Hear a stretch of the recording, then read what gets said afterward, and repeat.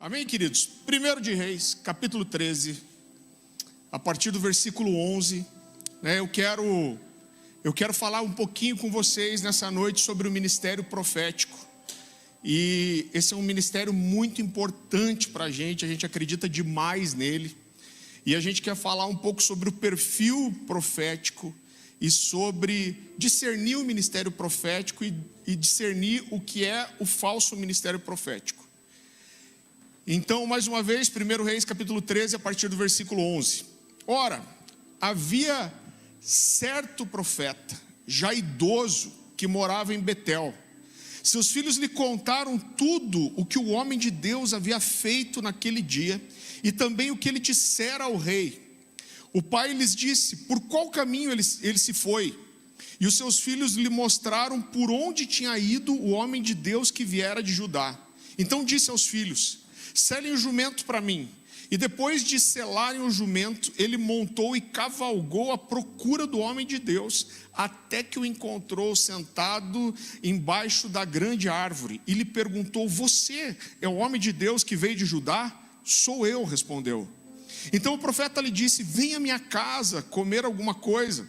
O homem de Deus disse: não posso ir com você, e nem posso comer pão ou beber água nesse lugar.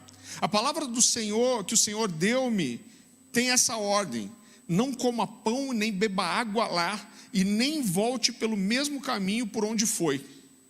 O profeta idoso respondeu: eu também sou profeta como você. E um anjo me disse, por ordem do Senhor: faça-o voltar com você para a sua casa, para que coma pão e beba água. Mas ele estava mentindo.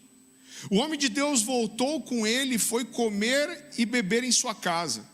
Enquanto ainda estavam assentados à mesa, a palavra do Senhor veio ao profeta idoso, que o havia feito voltar, e ele bradou ao homem de Deus que tinha vindo de Judá: assim diz o Senhor: você desafiou a palavra do Senhor e não obedeceu a ordem que o Senhor, o seu Deus, deu a você.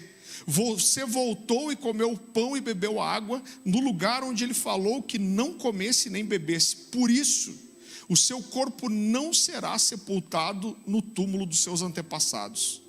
Quando o homem de Deus acabou de comer e beber, o profeta idoso selou o seu jumento para ele.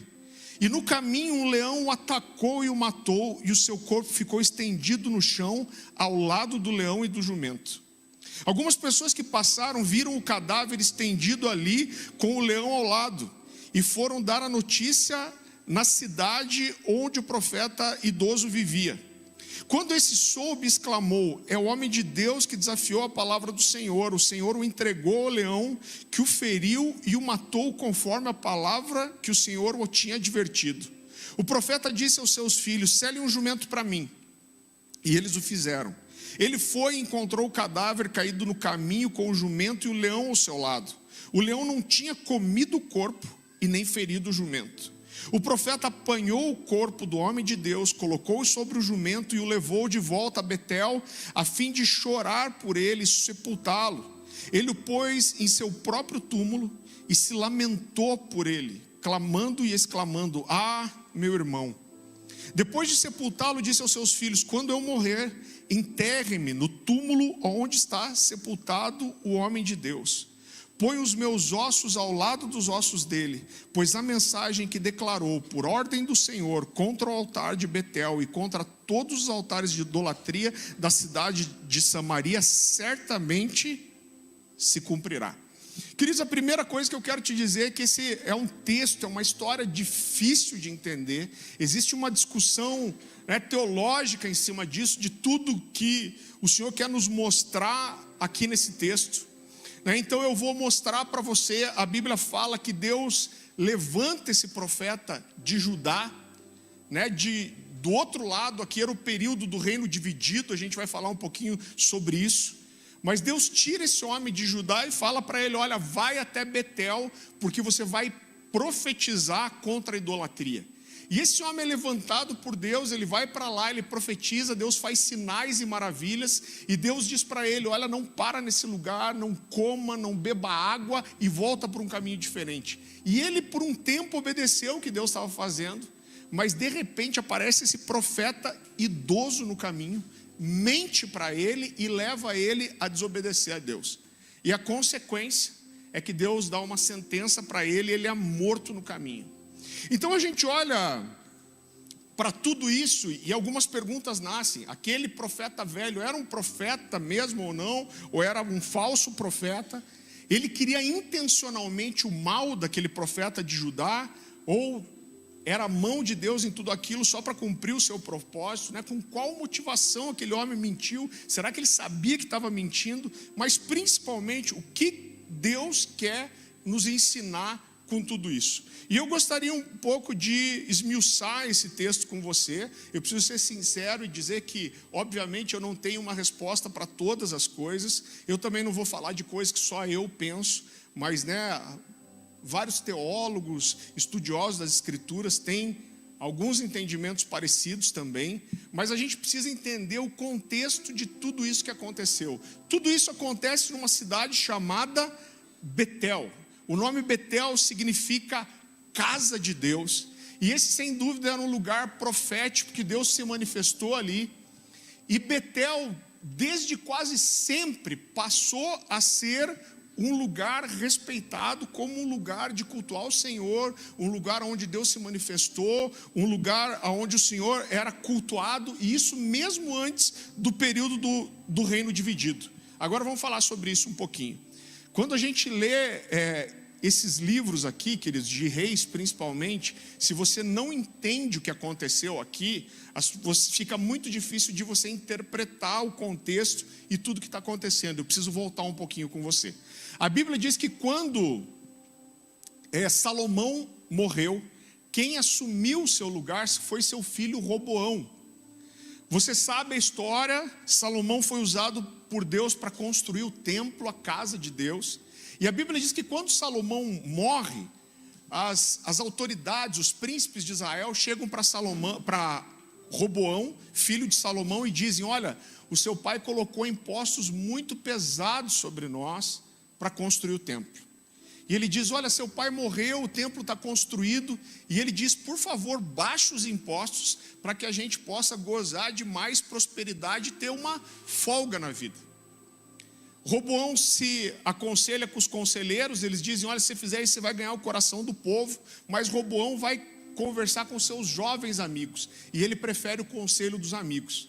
E ele chega para o povo e ele diz: olha, se vocês acham que meu pai foi pesado com vocês, ele diz: o meu dedo mindinho vai ser mais pesado do que o lombo do meu pai. Se o meu pai açoitou vocês com chicotes, eu vou açoitar vocês com escorpiões. A consequência disso foi que 10 tribos das 12 se rebelaram contra Roboão e houve uma divisão aqui. Então só 2 tribos ficaram com Roboão, que foi Judá e Benjamim, que passou a ser chamado de Reino de Judá, e a capital ficou em Jerusalém, e as outras 10 se separaram, e a capital se tornou Samaria. Eles levantaram um outro rei, um rei chamado Jeroboão. Os nomes são parecidos, para Judá fica mais complexo ainda, então Roboão e Jeroboão. E esse outro reino se separou, foi chamado de Reino de Israel, porque a maioria das tribos de Israel estavam ali. E queridos, esses 2 reinos, eles não só se separaram, mas eles viveram muito tempo em guerra. Deus levantou profetas dos 2 lados para tentar voltar o povo para Deus. A Bíblia fala que Roboão, por 3 anos, ele permaneceu fiel a Deus, fiel a Salomão e a Davi, mas depois de 3 anos ele se afastou de Deus também. E do outro lado das 10 tribos, o reino de Israel foi pior ainda, porque desde o começo Jeroboão, ele caiu em idolatria e ele se afastou de Deus. O raciocínio de Jeroboão foi o seguinte: existia um lugar de adoração principal para o povo de Israel. Qual era? Bem facinho. Diga para mim que você sabe. Onde era? Jerusalém. Então essas 10 tribos se separaram e Jeroboão fez a conta. Ele falou: ninguém vai ficar sem adorar a Deus. Só que quando o povo quiser ir adorar a Deus em Jerusalém, eles podem ir para lá, ser contra. Parece aquelas coisas de gente que sai de igreja, Você fala: não rompe relacionamento, porque o cara vai lá, vai sair da igreja. ele diz: se esses caras forem para lá, para Jerusalém, eles podem se agradar de Roboão e me abandonar e se arrependerem. E o que vai acontecer? As tribos vão se unir de volta e eles vão me matar. Então Jeroboão decidiu levantar 2 lugares de adoração dentro do reino das 10 tribos, e dentro ali da região de Samaria. Aqui a gente começa a entender algumas coisas. Então ele estabeleceu 2 cidades para adoração. Uma era Betel, que era conhecida por ser um lugar de adoração, e outra era Dan. Betel ficava na região de Samaria. Se lembra, olha como começa o problema com os samaritanos aqui. Se lembra quando Jesus está no poço, encontra a mulher samaritana, e aí ela fala: como que você, sendo judeu, fala comigo se eu sou samaritano? E os samaritanos na verdade eram judeus também. Mas chega uma hora que ela fala assim: olha, alguns dizem que o lugar de adorar é Jerusalém, mas os nossos antepassados dizem que o lugar de adorar é em Samaria. Ela está falando de onde? Ela está falando de Betel. Então ela está fazendo uma referência a essa divisão que começou a acontecer aqui, uma região montanhosa, e Betel fica ali dentro. Então Jeroboão ele faz esses 2 lugares de adoração. A Bíblia diz que ele levanta 2 bezerros de ouro. É impressionante que ele faz o mesmo erro de Arão, e ele inclusive usa as mesmas palavras de Arão.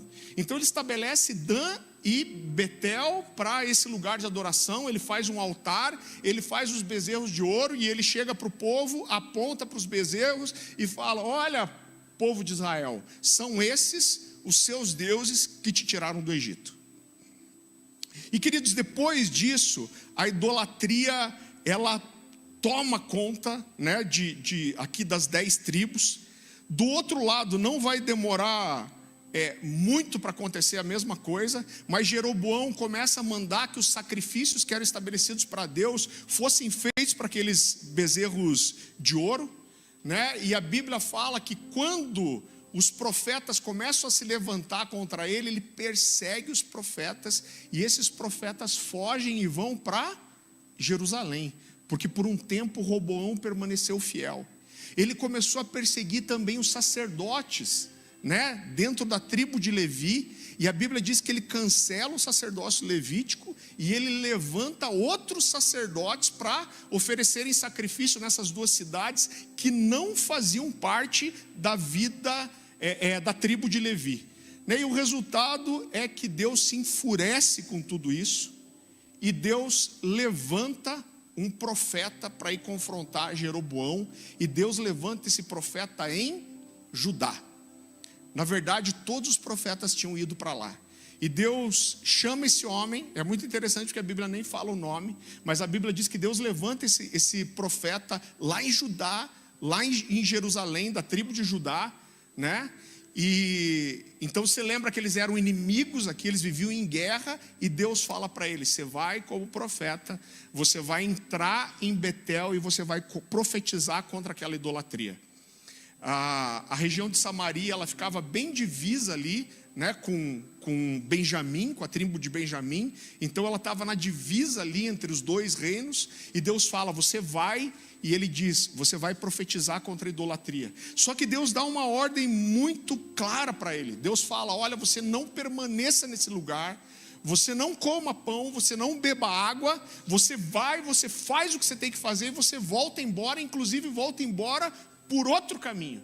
E o que esse homem, cheio de Deus, profeta de verdade, corajoso, faz é ir lá em Betel, no meio da idolatria, e dar as palavras de juízo de Deus. Eu quero ir para esse texto com você. Então vá comigo para 1 de Reis, capítulo 13.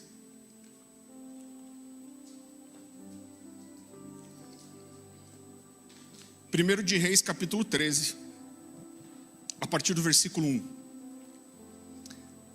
Olha o que esse homem faz.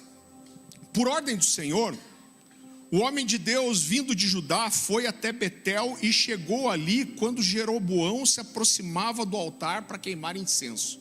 Então Deus é perfeito. Quando esse cara entra em Betel, ele não só chega no lugar de idolatria, mas o rei Jeroboão estava chegando para queimar incenso naquela hora. E o que acontece? Então, por ordem do Senhor, ele gritou: altar, altar. assim diz o Senhor, um menino chamado Josias nascerá na dinastia de Davi. Sobre você ele sacrificará os sacerdotes dos santuários idólatras, que queimam incenso aqui, e sobre você serão queimados ossos humanos. Naquele mesmo dia, o homem de Deus deu um sinal, o Senhor anunciou esse sinal: o altar se rachará e as suas cinzas se derramarão pelo chão. Quando o rei Jeroboão ouviu o homem de Deus falar contra o altar em Betel, apontou para o homem e ordenou: prendam-no. No mesmo instante, porém, a mão do rei ficou paralisada nessa posição e ele não conseguia fazê-la voltar à posição normal. Ao mesmo tempo, uma grande rachadura apareceu no altar e as cinzas se derramaram exatamente como o homem de Deus tinha dito na mensagem recebida do Senhor. O rei disse ao homem de Deus: por favor, já mudou rapidinho de opinião, né? Por favor, peça ao Senhor seu Deus que restaure a minha mão. O homem de Deus orou ao Senhor e a mão do rei foi restaurada e ele pôde movimentá-la novamente. Então o rei disse ao homem de Deus: venha ao palácio comigo e coma alguma coisa e eu lhe darei um presente. Mas o homem de Deus respondeu a Jeroboão: mesmo que o rei me desse metade de tudo que possui, eu não o acompanharia e nem comeria e nem beberia coisa alguma nesse lugar, pois o Senhor me ordenou: não coma e nem beba coisa alguma enquanto estiver lá, e não volte pelo mesmo caminho por onde foi. Então ele partiu de Betel e voltou para casa por outro caminho. Então, irmão, olha a autoridade desse cara. Esse cara entrou num reino inimigo e ele entra nesse lugar de adoração. Ele se depara com o rei lá. Deus usa ele como profeta e ele fala: altar, altar, eu estou sentenciando você. E ele diz: vai nascer um cara chamado Josias. E ele diz: os ossos dos seus sacerdotes aqui vão ser queimados. Ele está dizendo: esse sacerdócio que você levantou, Deus não reconhece. Ele diz: é a prova que Deus está comigo, é que esse altar vai se rachar a ponto das cinzas escorrerem. O rei estende a mão, manda prender ele, a mão fica paralisada. Olha a autoridade desse cara. Então ele foi para lá para sentenciar aquele rei, para sentenciar a idolatria. O rei quis matá-lo, mas todos os sinais mostram para a gente aqui, não só que esse cara era um profeta de verdade, porque aquilo que ele profetizou aconteceu, mas que ele era um homem de Deus muito poderoso, usado por Deus, cheio de autoridade. Quando o rei viu que ele não poderia se levantar contra aquele cara, porque Deus estava com ele, o rei tentou subornar aquele cara, na verdade. Ele diz: olha, você é de Deus, vá até a minha casa que eu quero te dar, coma, beba. Irmão, essa região é muito quente, né? Uma região árida, desértica. Com certeza essa viagem não foi fácil. Eu não sei exatamente aonde fica Betel, mas logo depois de Samaria ali até Jerusalém é mais ou menos 120 quilômetros. Então você imagina fazer isso a pé. E ele fala: ó, venha, coma pão e beba água comigo e eu vou te dar um presente. Mas esse cara não foi seduzido pela palavra do rei, e ele falou: ó, eu não quero nada de você. Por quê? Porque Deus me deu uma ordem, eu vim aqui com um propósito, Deus me mandou: vá lá, profetize, faça o que você tem que fazer, não coma, não tome água, não fique naquele lugar, e vá embora por outro caminho. Então o que Deus manda ele fazer era muito assertivo. Deus diz: olha, vai, faça o que você tem que fazer e vá embora. Então quando Deus dá essa ordem para ele, fala: não coma nesse lugar e nem beba água, querido, a única coisa que parece fazer sentido para mim é que Deus queria primeiro guardar esse profeta para que ele não fosse seduzido, mas Deus também não queria que aquele profeta se sentasse com eles. Para mim, com isso, Deus está dizendo: olha, você não vai estar na mesa com esses caras, você não vai parar lá, você não vai dividir o pão, você não vai ter nenhuma espécie de comunhão com eles, que possa passar uma imagem errada de que você está do lado deles.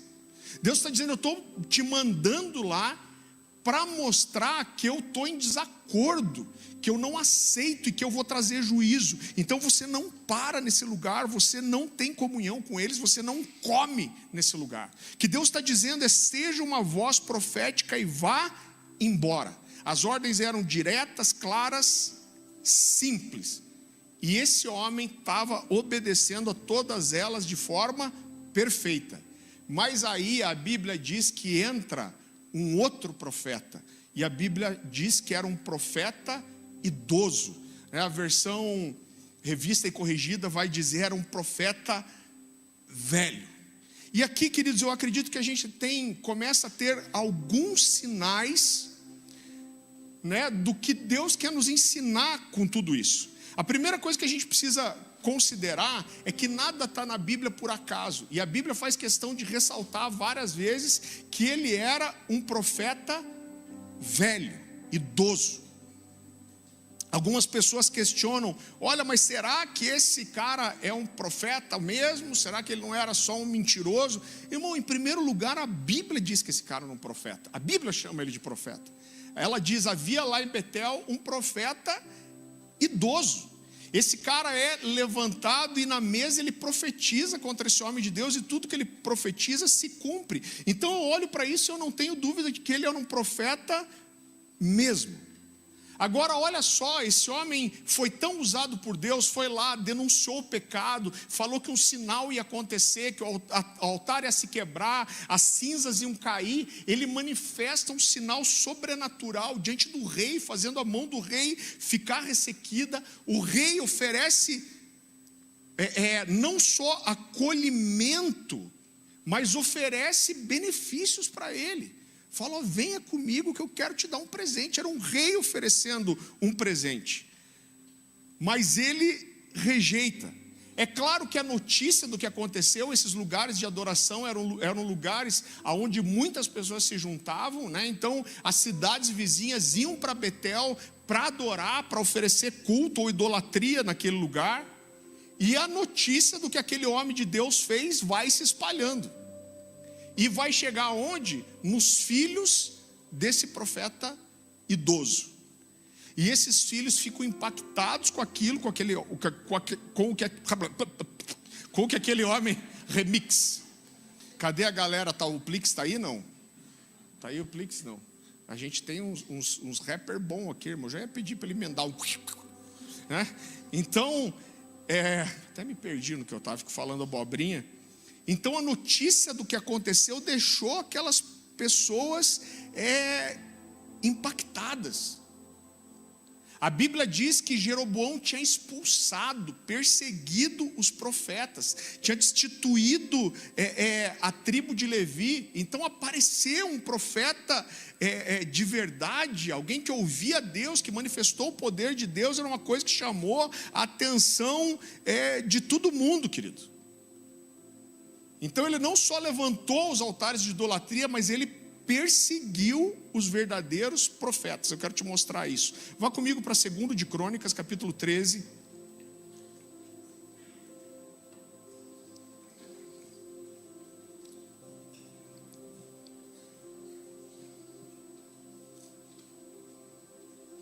Segundo de Crônicas, capítulo 13, a gente vai ler a partir do versículo 11.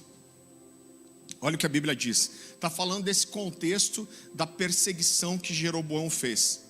Eles apresentaram holocaustos e incenso aromático ao Senhor todas as manhãs e todas as tardes. Colocaram os pães da presença sobre a mesa sagrada e todas as tardes acenderam o candelabro de ouro. Nós seguimos as instruções do Senhor nosso Deus, mas vocês o abandonaram. Podem ver, portanto, que Deus está conosco, Ele é o nosso líder.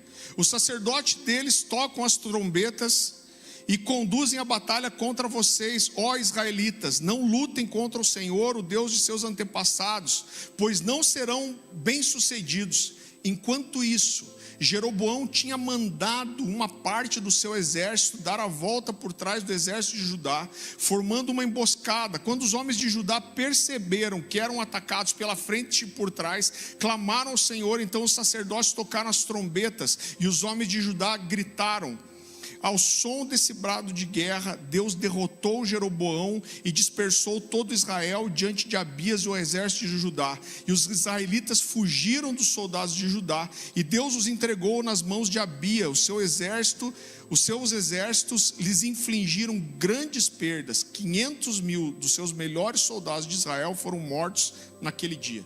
Então olha só, a Bíblia está dizendo aqui, vai mostrar o fim de Jeroboão, e mostra que Roboão, por um tempo, ele foi fiel a Deus e recebeu os profetas. Agora Jeroboão, como eu falei, ele não só levantou altares de idolatria, mas ele afastou dele todos os profetas e os sacerdotes. Então aqueles que procuravam permanecer fiéis ao Senhor durante esses 3 anos, ou foram perseguidos ou fugiram para Jerusalém. E a pergunta que eu faço aqui é a seguinte: a Bíblia diz que esse homem, esse profeta idoso que estava em Betel, era um profeta. Se todos os profetas e os sacerdotes fugiram para Jerusalém, quando os altares idólatras foram levantados, por que esse homem ainda estava lá? Esse homem provavelmente viveu a vida toda dele ali naquela região. Ele foi um profeta de Deus. Ele foi envolvido provavelmente com Betel, que era um centro de adoração, que normalmente era um lugar onde os sacerdotes, os profetas tinham comunhão, ensinavam. Agora, por que esse profeta não foi embora? A Bíblia faz questão de dizer que ele era um profeta idoso, velho. Então a primeira coisa que me parece fazer mais sentido, né, eu quero dizer que não sou só eu que penso assim, é que esse homem provavelmente era tão velho já, tão idoso, que ele não tinha força para ter uma mudança de vida completa, abandonar tudo que ele tinha, o lugar onde ele cresceu, sua casa, seus bens, e ir simplesmente embora para Jerusalém. É bem provável que ele tivesse talvez poucos anos de vida, que ele fosse bem idoso mesmo, que ele não tivesse força, disposição e nem coragem para essa grande mudança. Então provavelmente quando o Betel foi transformada num lugar de idolatria, esse cara só se fechou na casa dele, perto da família dele, esperando para ver o que Deus faria.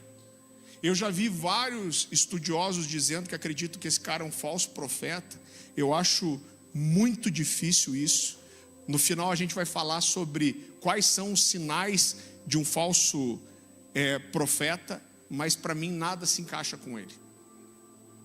Mas quando os filhos desse profeta velho, desse profeta idoso, vão para esse homem e contam o que aconteceu em Betel, a primeira coisa que ele faz é: me diga por onde esse homem foi embora.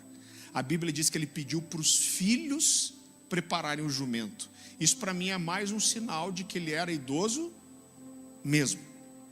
E ele fala para onde esse homem foi, e ele sai em disparada atrás desse profeta. Queridos, quando eu olho para tudo isso, o que parece para mim? Alguns anos tinham se passado da divisão das tribos. Um lugar de adoração genuíno tinha sido contaminado, deuses estavam sendo adorados ali. Todos os profetas foram embora para Jerusalém e esse cara ficou sozinho. Então quando os filhos chegam para ele e falam: pai, você não sabe o que está acontecendo. Apareceu um homem de Deus vindo de Judá. Apareceu um profeta lá. Ele teve a coragem de profetizar contra o rei. Ele teve coragem de anunciar a idolatria. Ele disse que haveria um sinal, que o altar ia se romper. E eles dizem: pai, quando ele terminou de falar isso, o altar se partiu e a cinza vazou. O rei tentou se levantar contra ele e ficou com a mão paralisada, ressequida. O rei pede para ele: peça para Deus para que a minha mão volte ao normal. O rei ofereceu benefícios para ele, mas ele não quis e foi embora. Irmão, pensa essa situação. O que parece mais óbvio para mim com tudo isso é que quando esse homem que estava ali sozinho, isolado, ouviu essas histórias, o coração dele se encheu de esperança e ele falou: eu preciso saber o que está acontecendo. Será que Deus está fazendo um avivamento em Jerusalém? Será que Deus está levantando os profetas de volta? Será que Deus vai limpar a idolatria aqui? Será que um avivamento está acontecendo? Será que Deus vai trazer uma restauração? Eu preciso ir atrás desse cara. Talvez ele não falasse com outro profeta há muito tempo. Talvez ele não visse outro homem de Deus há muito tempo. Talvez ele tivesse completamente desesperançoso há muito tempo. Mas quando ele ouviu sobre o que aquele profeta de Judá tinha feito, ele precisou ir atrás desse homem. A Bíblia fala que ele pede para os seus filhos prepararem o jumento e ele sai. E para a alegria desse profeta idoso, ele logo encontra o profeta sentado debaixo de uma sombra no carvalho. Como eu disse, essa era uma viagem longa, um terreno difícil, irregular. Provavelmente esse cara se cansou e se sentou a uma sombra. E ele chega, quando ele vê esse homem sentado, a primeira coisa que ele faz é já perguntar: foi você que fez aquele rebu lá em Betel? Foi você que profetizou contra o altar? E esse homem diz: fui eu mesmo. E ele diz: então venha até minha casa, suba no jumento e venha comigo. Ele queria ouvir aquele cara, queria falar com ele, queria dividir provavelmente seu coração, sua fé. Mas esse profeta diz: não, eu não posso ir com você. Ele diz: por quê? Não, porque Deus me falou que era para eu ir profetizar, não era para parar, nem para comer, nem para beber, e ir embora por outro caminho. Mas aí ele diz: não, mas eu também sou profeta. Ele diz: eu sou profeta também. E eu vi um anjo. E esse anjo me disse que é para você voltar comigo e comer na minha casa. Então, irmão, olha que coisa impressionante. Esse homem era um homem poderoso de Deus, um profeta de verdade, e ele não corrompeu o seu coração para ser comprado pelo rei. Ele teve discernimento para olhar e dizer: rei, você pode me dar, que foram as palavras dele. Ele falou: você pode me dar metade do que você tem, que eu não vou com você. O que ele está dizendo? Eu não vou deixar o que Deus me mandou fazer, eu sou fiel. Ninguém vai me comprar. Então ele foi fiel o suficiente para rejeitar a oferta de um rei. Mas ele não conseguiu ser fiel o suficiente para rejeitar uma proposta que parecia espiritual. Então, para mim, o problema desse cara, o que faltou para ele, para esse profeta de Judá, não foi coragem. O que faltou para esse profeta de Judá não foi amor a Deus. O que faltou para esse profeta de Judá não foi fidelidade a Deus. O que faltou para esse profeta de Judá foi uma coisa chamada discernimento. Ele não se vendeu. O que faltou para ele foi um discernimento de espírito. E quando esse cara usa uma roupagem espiritual na sua proposta, na sua palavra, dizendo: não, eu vi um anjo, esse anjo falou que é para você ir para casa e comer comigo. Ele diz: ah, então tá bom, então eu vou. Se é de Deus, então eu vou. Querido, eu olho para tudo isso e eu penso em algumas possibilidades. Eu penso que esse cara simplesmente mentiu para convencer aquele cara. É uma possibilidade? É. Eu penso que talvez ele tenha acreditado que Deus falou com ele, mas na verdade Deus não falou. Talvez seja verdade. Talvez esse cara tenha até sido usado para testar aquele profeta.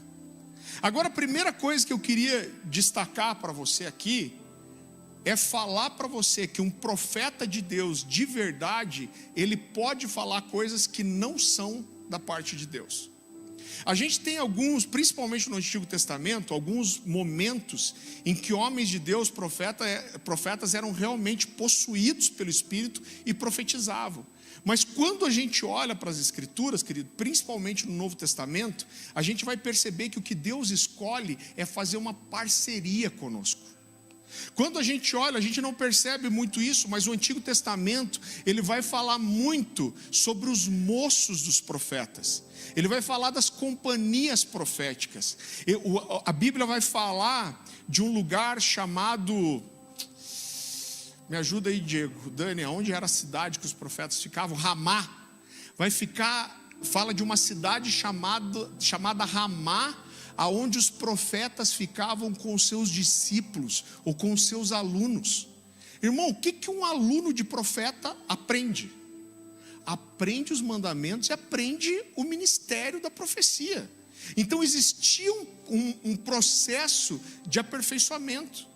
A Bíblia fala de Samuel ouvindo a voz de Deus e Eli ensinando ele como a falar com Deus. Quando a gente vai para o Novo Testamento, a Bíblia vai dizer, olha, não desprezeis a profecia. Mas por outro lado ela diz assim, havendo profetas, falem 2 ou 3, os demais julguem. Por que toda profecia precisa ser julgada?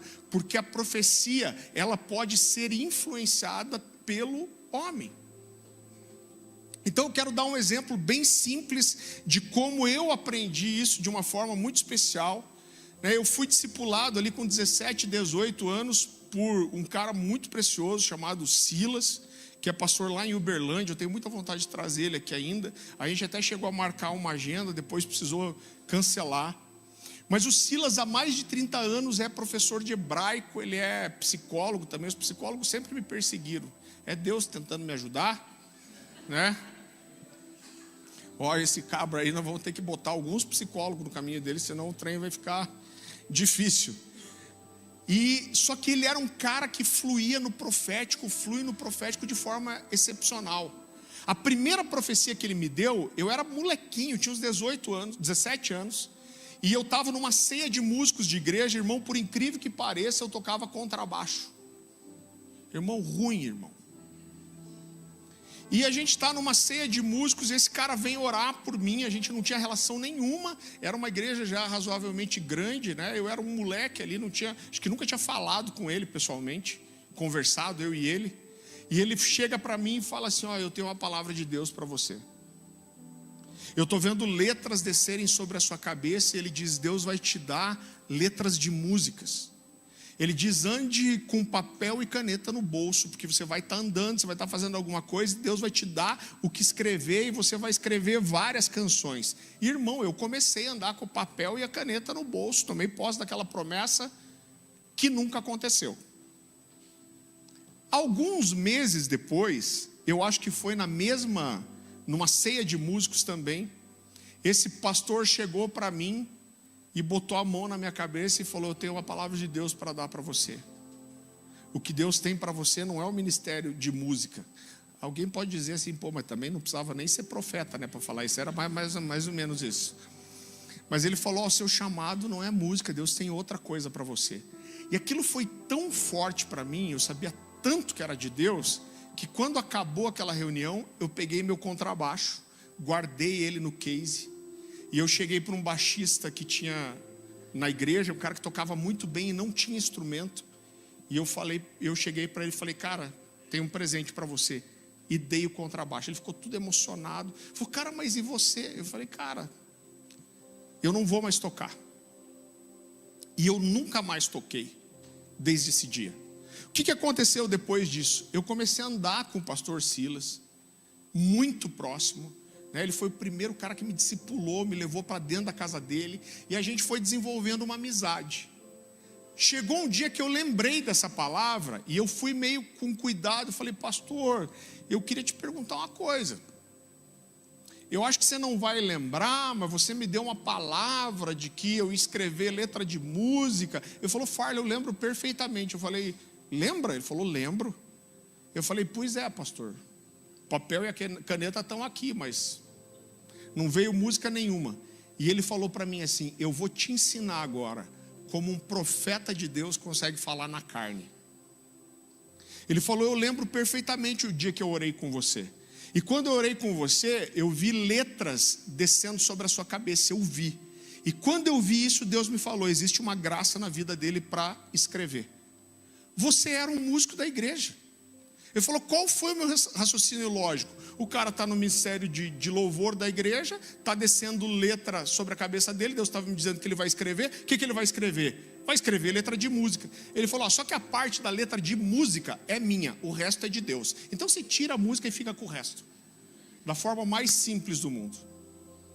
Mas por quê? Porque existe uma parceria, querido. Né? O dom profético, ele é refinado, ele é aperfeiçoado. Por isso que a gente nunca segura ninguém, a gente deixa as pessoas livres e fala, cara, você tem que ir tentando. É claro que você não vai precisar chegar e dizer, assim diz o Senhor. A gente fala, cara, chega na maciota, né? Faz uma sondagem, fala, eu estou com uma impressão no espírito, e você começa a perceber o que você acerta, o que você erra, o que foi parte sua, o que não foi. Agora isso me ensinou, queridos, é claro que eu não acertei sempre, mas isso me ensinou a fluir no profético e tentar nunca colocar meu dedo no negócio. Eu lembro de uma história que ilustra bem. A gente estava na outra igreja ainda, e a gente teve um período de oração no meio do culto ali, e eu fui orar por uma pessoa, e quando eu orei, esse cara caiu no chão e caiu com a mão no peito. E quando ele caiu com a mão no peito aqui assim, eu vi um caderninho na mão dele. Sabe aquele caderninho pequenininho com aspiral? E ele estava todo escrito com uma caneta preta forte, que parecia para mim uma caneta tinteiro. Eu olhei e falei, Cacilda, o que é isso, né, cara? Fiquei tentando ali ter uma interpretação, né? Fiz aquela cara profética. Irmão, não veio nada. Eu fiquei quieto um pouco, pensando se Deus me falaria mais alguma coisa. Aí eu cheguei no ouvido desse cara e falei, olha, eu não sei se vai significar alguma coisa, e eu não quero estragar, eu não quero dizer o que Deus não disse, mas quando você caiu, eu vi um caderninho assim, pequenininho, com uma espiral, e estava escrito com uma caneta preta, forte, que parecia para mim uma caneta tinteiro. Em nome de Jesus, amém. Irmão, eu levantei. Isso foi no domingo. Na terça-feira pela manhã, a gente tinha oração na igreja. E eu cheguei, eu lembro que eu parei meu carro no estacionamento da igreja. Quando eu parei, ele vinha saindo. Ele não esperou nem eu sair do carro. Eu estava com o vidro abaixado, ele debruçou no vidro e ele falou assim, pastor, foi isso aqui que você viu? Ele enfiou a mão no casaco e tirou o caderninho. Exatamente como eu tinha visto. Ele abriu o caderno e mostrou todo aquele escrito. E ele falou, pastor, deixa eu te falar. Eu sou designer gráfico e eu escrevo muita coisa, faço muita coisa à mão, então eu costumo usar, não é a caneta tinteira, é a caneta nanquim, que é uma caneta preta bem forte. E ele falou, olha, eu tenho muita dificuldade de me comunicar com Deus em oração. Então muitas vezes o que eu faço é que em vez de ficar orando, falando, eu escrevo as minhas orações aqui nesse caderninho. E eu sempre pensei, será que Deus ouve minha oração quando eu não falo, mas eu escrevo? Ele disse, quando você me falou aquilo, eu sabia exatamente do que Deus estava falando. E foi uma forma de Deus dizer para mim, eu ouço a sua oração. Agora, eu podia ter estragado isso completamente, eu nunca ia pensar numa coisa dessas. Agora, eu poderia, querido, eu sou humano, e eu poderia ter dado uma interpretação àquilo e ter estragado tudo. Então talvez esse profeta tenha deliberadamente mentido e premeditadamente feito mal para aquele profeta de Judá, mas eu não consigo crer. Eu olho, a primeira coisa que eu vejo é que, independente dele ter mentido deliberadamente ou não, no final das contas, Deus usou aquele profeta velho profetizou e Deus acabou cumprindo o seu propósito. A Bíblia diz que ele vai comer na casa daquele homem, e quando ele está comendo, Deus usa esse profeta velho, ele fala, olha, porque você foi rebelde e desobedeceu a Deus, você não vai ser sepultado junto dos seus antepassados, e você vai morrer. E a Bíblia diz que esse profeta velho, por isso eu não consigo acreditar, por várias coisas, que ele foi deliberadamente mal, porque a Bíblia diz que ele diz isso, mas depois ele prepara, para ele sair, ele pediu para os filhos prepararem o jumento, mas ele mesmo prepara o jumento para aquele homem de Judá. Ele dá o seu jumento e fala, pega o jumento e vai embora. A Bíblia diz que ele sai, e quando ele está no caminho, um leão mata ele e deixa ele morto no caminho. Irmão, é claro que tem uma grande intervenção sobrenatural aqui. Por quê? Porque a Bíblia diz que o leão mata aquele profeta, mas não come o corpo. Ele mata o profeta, mas não mata o jumento. Então entenda que a gente está falando aqui de uma área selvagem a ponto de ter leões. Então se ele matasse o homem e não comesse o corpo, mas fosse embora, o que ia acontecer? O cheiro do sangue ia atrair outros animais e animais iam devorar aquele corpo. Mas a Bíblia diz que além do leão não comer o corpo do profeta e não atacar o jumento, ele ficou sentado do lado do corpo do homem e do lado do jumento. Ele ficou guardando o corpo. A Bíblia diz isso. Então ele ficou guardando o corpo, e a Bíblia diz que pessoas passavam e viam o cadáver, viam o jumento e viam o leão. É claro que ninguém chegava perto. Mas aí essa notícia se espalha também, e a Bíblia diz que vai chegar lá nesse profeta velho. Eles dizem: olha, ele foi morto por um leão e ele está no caminho. A Bíblia diz que na hora esse profeta velho vai atrás dele, ele resgata o corpo, o leão não sai até o corpo ser resgatado. A Bíblia diz que ele chora sobre o corpo e diz: ah, meu irmão. Então eu não consigo acreditar que esse cara foi mal intencionado. Mas ele chora e ele diz: ah, meu irmão. E ele leva o corpo, ele sepulta na sua terra, e ele pede uma coisa para os filhos. Ele diz: o dia que eu morrer, vocês vão me colocar junto com esse meu irmão. Vocês vão me enterrar junto com esse profeta. Agora, dentro de tudo isso, querido, eu quero perguntar para você: aquele profeta velho era um falso profeta porque ele mentiu? Não. Agora, o que caracteriza então um falso profeta? O Fábio Coelho já abordou alguns aspectos disso aqui numa das escolas, se você veio. Mas quando a gente olha para a Bíblia, para o Novo Testamento especialmente, existem duas figuras que são destacadas no Novo Testamento, né? Apesar de uma ser do Novo Testamento e outra do Velho, né? Uma na verdade está nos dois. A Bíblia vai tratar no Novo Testamento, em Apocalipse, como duas figuras do falso profeta, que são Jezabel e Balaão. Então elas exemplificam o que é um falso profeta, e elas falam das características desses falsos profetas. Então eu quero mostrar para você que as características de um falso profeta não são necessariamente a profecia só ser verdadeira ou não, ou se cumprir ou não, mas existem outras coisas que são mais importantes dentro disso. Então é importante você entender que um profeta de Deus, ele pode errar. Por isso que a profecia, a Bíblia diz: havendo qualquer um que profetize? Não, a Bíblia diz assim: havendo profetas. O cara é profeta. Ele diz: havendo profetas, falem 2 ou 3, os demais julguem. Se precisa julgar, é porque pode ter erro. Então, um profeta de verdade pode errar.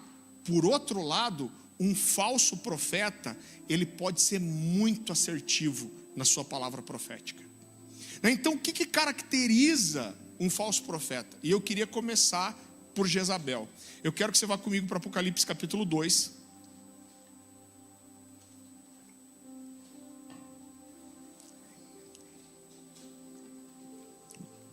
Apocalipse capítulo 2.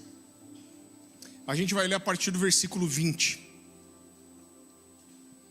A palavra do Senhor diz assim: tenho, porém, contra ti. Aqui é uma das cartas de Jesus para as igrejas da Ásia, né? Então Jesus está falando aqui ao anjo da igreja em Tiatira. E a palavra do Senhor diz assim: tenho, porém, contra ti que toleras essa mulher Jezabel, que a si mesmo se declara profetisa, e não somente ensine, mas ainda seduza. Repita comigo: seduza os meus servos a praticarem a prostituição e a comerem coisas sacrificadas a ídolos. Então, apesar de terem características que são semelhantes, tanto no espírito de Jezabel quanto no espírito de Balaão, a forma que eles se movem é diferente. A característica principal de Jezabel é que ela tem um espírito de manipulação, né? Então, normalmente o espírito de Jezabel, ele ganha o coração das pessoas. As pessoas que têm esse espírito de Jezabel, irmãos, eu não sei se tem coisa que é habilidade, tem coisa que eu acho que é o diabo que usa essas pessoas, mas normalmente esses profetas com esse espírito de Jezabel, eles criam uma habilidade de ler as pessoas, de conhecer, entender as pessoas, e eles passam a ganhar o coração dessas pessoas, profetizando e falando de coisas que as pessoas querem ouvir. Então, eles são pessoas que profetizam coisas que as pessoas querem, profetizam coisas que as pessoas gostam de ouvir, profetizam coisas que ganham o ego dessas pessoas, e elas acabam com isso manipulando essas pessoas a fazerem o que elas querem. Então o espírito de Jezabel é um espírito de manipulação, de sedução, de engano, e isso acontece no meio do ambiente profético. Agora entenda, e eu não estou desprezando o ministério profético, pelo contrário, o fato de eu trazer essa palavra é justamente porque quanto a gente valoriza e é intencional nisso, mas o ambiente profético muitas vezes ele é um ambiente sujeito à manipulação. Por quê? Porque, querido, quando você tem uma profecia assertiva, você tende a ganhar a confiança e a fidelidade das pessoas. Então, quando você é muito assertivo numa palavra profética, as pessoas tendem a entregar o coração para você e ver aquele profeta como alguém que é indiscutivelmente uma pessoa de Deus, e a confiança ela se torna muito grande, né? Então, como eu disse, eles têm a capacidade de discernir, né? de ver as necessidades das pessoas. Muitos deles profetizam de verdade, porque dom não fala de caráter. Então eles começam às vezes até fazendo profecias reais, mas eles ganham o coração dessas pessoas, e em algum momento eles começam a manipular essas pessoas, só que essas pessoas já entregaram o coração. Elas já olham para ele e falam assim: não, isso aqui é um profeta, um homem de Deus. E o que acontece no caminho? Eles perdem o discernimento. E quando as falhas de caráter, os problemas começam a se manifestar, eles não conseguem perceber. É um espírito de manipulação. Irmão, eu vou falar uma coisa para você. Às vezes a gente está tão acostumado a saber a realidade disso, de alguns bastidores, mas talvez você não saiba. Irmão, eu vi minha vida inteira acontecer isso. Eu vi profetas que eram profetas de verdade, que ouviam Deus. Aí sabe o que esse cara faz? Ele começa a viajar ministrando, ou dentro da igreja mesmo, e um dia ele pega alguém que ele nem sabe quem é na igreja, e ele dá uma profecia muito assertiva. E por um acaso esse cara é o cara mais rico da igreja. Irmão, eu vi isso acontecer incontáveis vezes. Aí esse cara que é rico, fazendeiro, empresário, ele chega para esse homem de Deus e fala: cara, você falou para mim coisas do meu coração, coisas que só eu e Deus sabemos. E ele fala: eu quero honrar você. Irmão, até aí não tem problema nenhum, e temos que honrar os profetas mesmo, isso é bíblico. Mas eu já vi muitas vezes chegar e falar assim: eu quero honrar você, eu quero te dar um presente. Qual que é o presente? Eu já vi profeta ganhar Cherokee 0, eu já vi profeta ganhar RAM, eu já vi profeta ganhar SW4, eu já vi profeta ganhar casa, terreno. Irmão, até aí não tem problema nenhum. Quando o problema começa? Quando esse cara começa a querer profetizar para esse cara rico toda hora. Por quê? Porque ele te oferece benefícios. E chega uma hora que Deus não fala mais, mas o profeta continua falando. E aí a coisa começa a ficar perigosa. Eu vou te falar de uma história real de pouco tempo.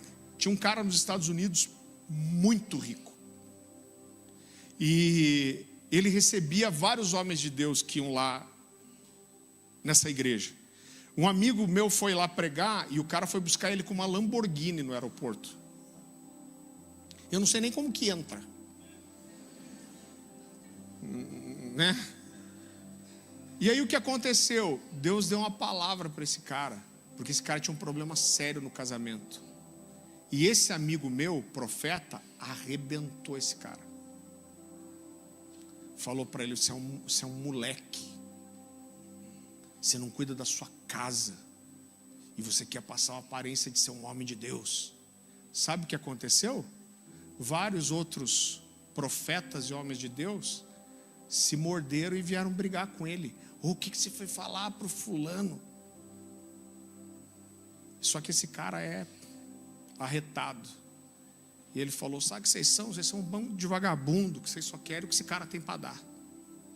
Sabe por quê? Porque chega uma hora que ele atrai os profetas e dá benefícios, e quando Deus quer apontar o pecado na vida do cara, ninguém tem coragem de falar, porque só profetiza coisas boas, porque quer receber de Deus. O que é isso? É um espírito de manipulação. Queridos, a gente passou agora nessa história terrível, triste com o Mike Bickle. Quando tudo isso estourou, a gente tinha muito pouco contato com gente muito ligada a eles lá.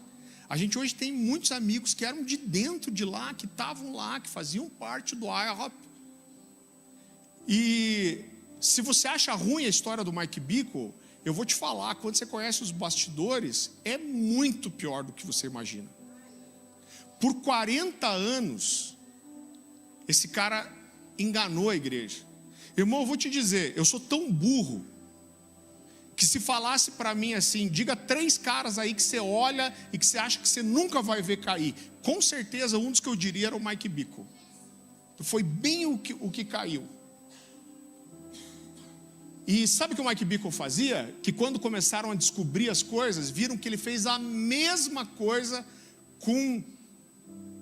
Eu vou te dizer, eu acho que eles têm hoje pelo menos 18 mulheres que ele fez a mesma coisa.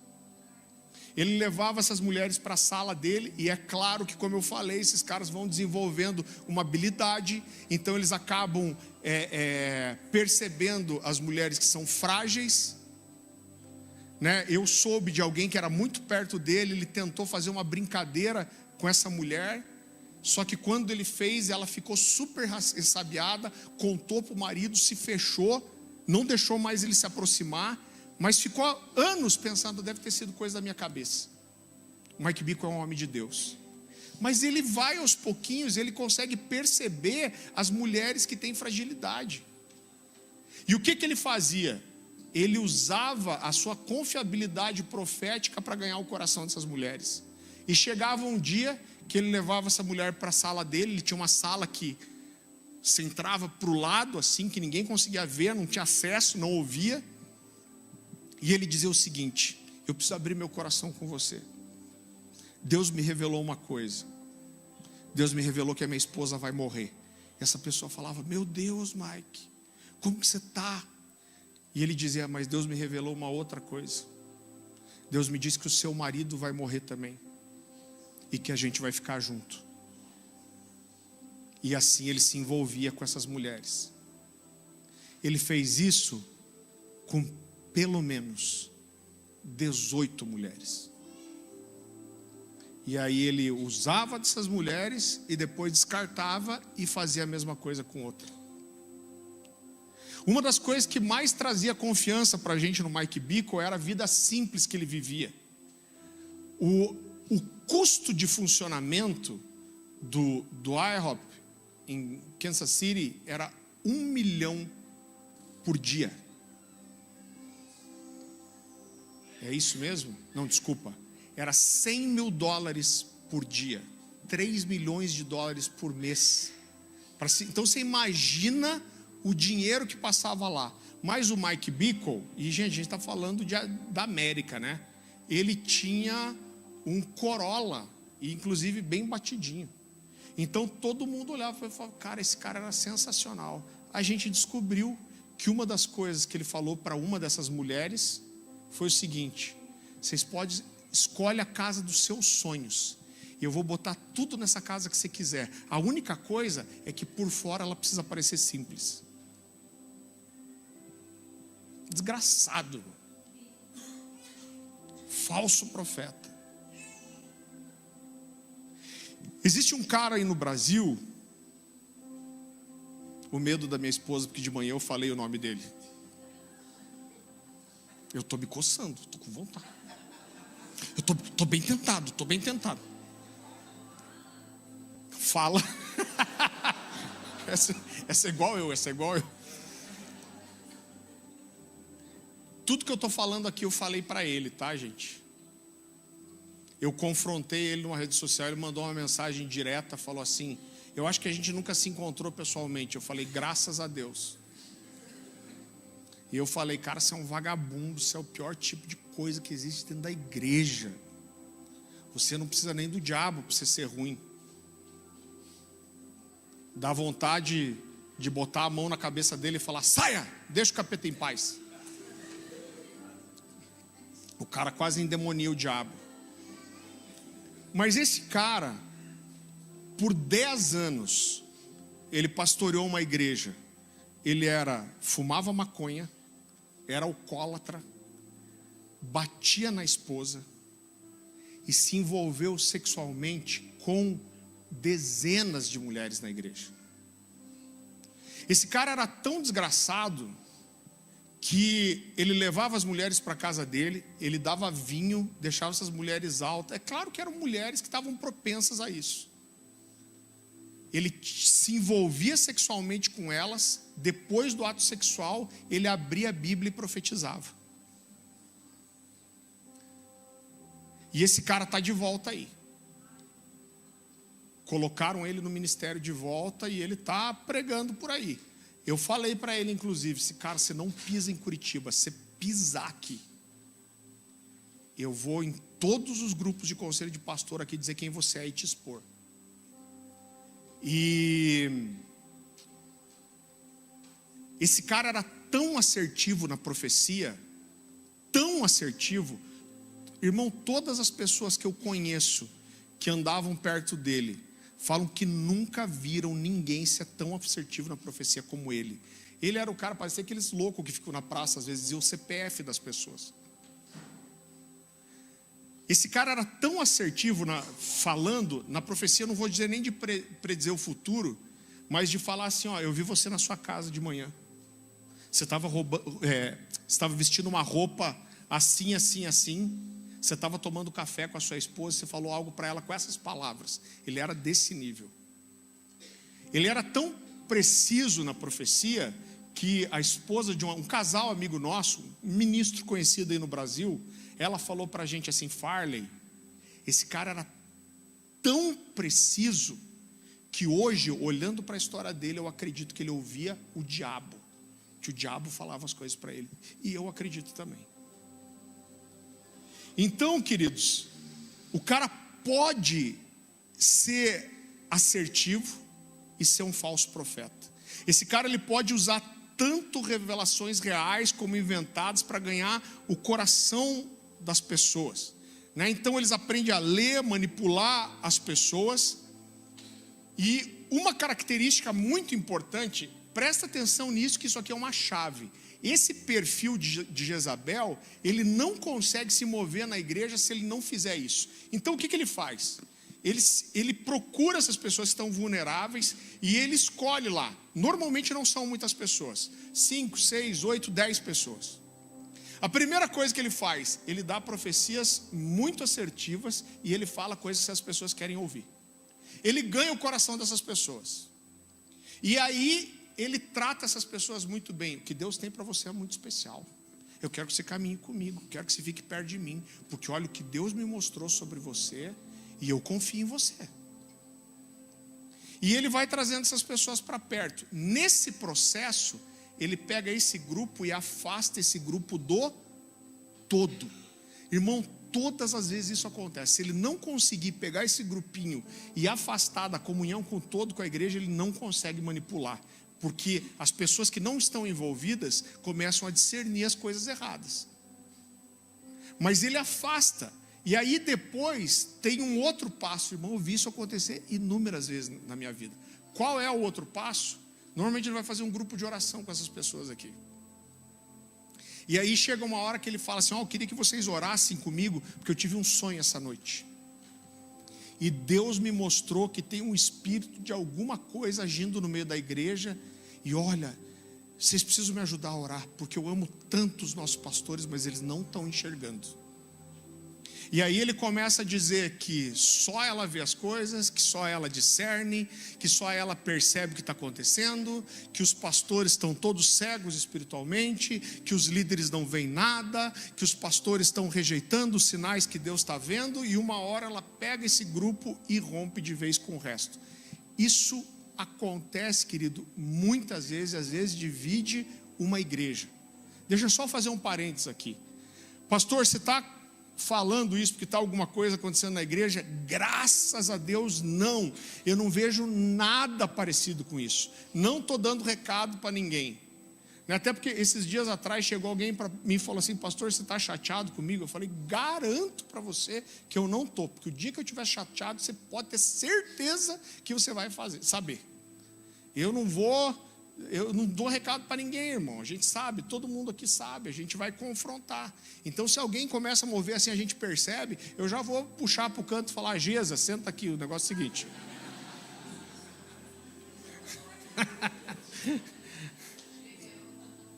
Bebel. Coisa ruim, senta aqui que a gente precisa conversar. Então, irmão, graças a Deus, não está acontecendo absolutamente nada.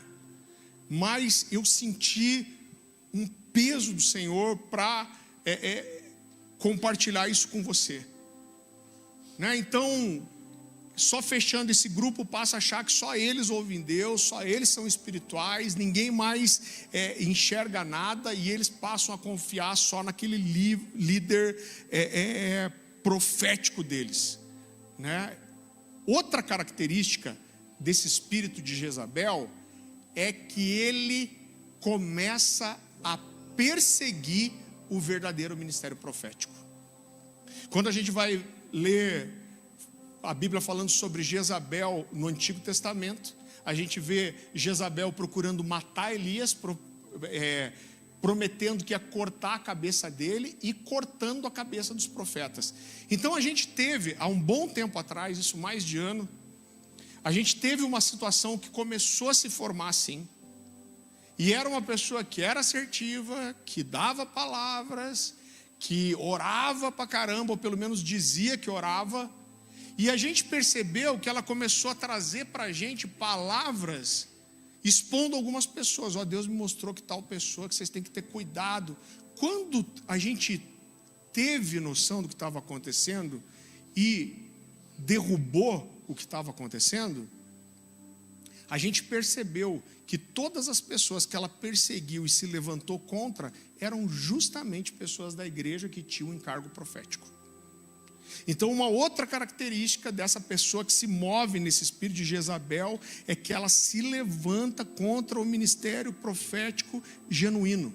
Ela fala contra os profetas, ela fala contra os outros, ela diz que ninguém está vendo, que ninguém está percebendo, ela descredibiliza as outras pessoas que ouvem a Deus, e ela quer matar o ministério profético. Então, mais uma vez, esse espírito de Jezabel é um espírito de manipulação sutil e que vai enredando o coração das pessoas aos poucos. O outro perfil é o perfil do espírito de Balaão. Eu quero que você vá comigo para Apocalipse capítulo 2 mesmo, versículo 14 agora.